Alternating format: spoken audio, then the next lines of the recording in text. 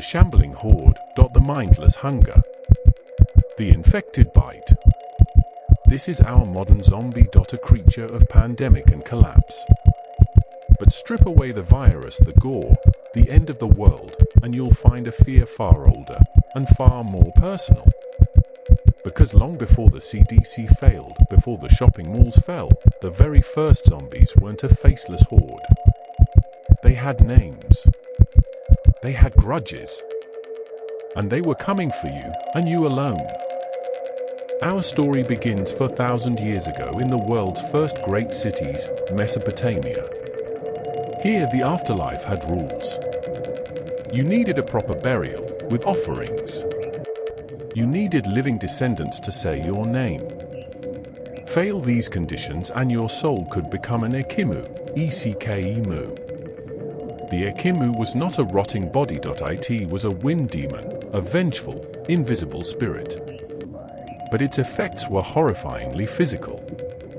It was a ghost of neglect, a soldier lost in a distant desert, a pauper buried in a shallow grave, a person who died, unfulfilled. And it brought a curse known as the hand of the ghost.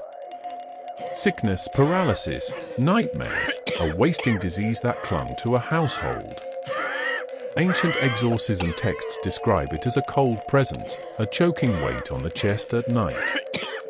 To be haunted by an Ekimmu wasn't about being eaten, it was about being eroded, soul and body, by a specific, forgotten hatred.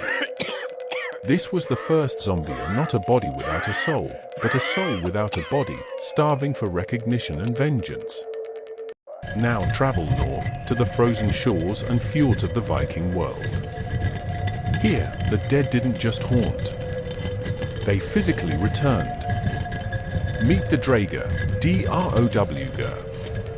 Unlike the spectral Ekimmu, the Draugr was all too solid. It lived in its burial mound, guarding its treasure with a jealous, supernatural rage. It was supernaturally strong, corpulent and heavy with decay, and it could swell in size. Its touch brought disease, its gaze could paralyze, and it had a simple, terrible habit. It would get up at night, walk to the family farmstead, and crush the living in their sleep. But here's the key, the Draugr wasn't random. It was the bad dead. A person of immense greed, malice, or ambition in life.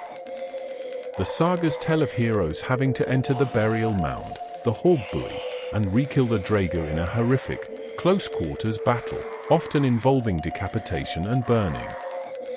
The Draugr was a zombie of social consequence. It was the community's worst personality traits, resurrected to punish them. So how do we get from the personal vengeance of the Ekimmu and Draugr to the faceless hordes of today? The shift happened when society's fears changed.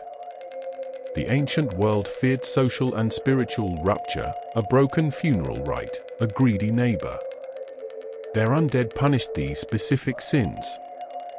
Our modern world fears systemic collapse, global pandemic, failed science, mass conformity. So our zombie reflects that, a mindless, viral horde that ends society itself. But the core terror remains identical, the loss of autonomy. The Ekimmu steals your health. The Draugr invades your home. The modern zombie takes your mind and turns you against your family. The zombie in every age is the ultimate violation of the boundary between us and them, between the living community and the terrifying, hungry outsider. The zombie myth is not about death. It is about wrongful death. A death that breaks the contract between the living and the dead. The Ekimmu was wronged by forgotten rights.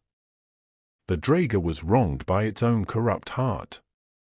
And in every story the living must confront the horrifying truth that the greatest threat often comes from what, or who, they've already buried.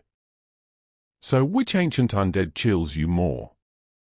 The invisible, haunting curse of the Ekimmu, or the physical, crushing weight of the Draugr? Debate it in the comments. If you're ready to see how this fear led people to take physical precautions with the dead, go back and watch ancient vampire burials right here. And subscribe because next time we're going deeper into the Mesopotamian dark. We're meeting Pazuzu, Lamashtu, and the Sebetu, the demon kings and queens that made the Ekimmu look like a minor nuisance. Until then, may your name be remembered and your burial be proper.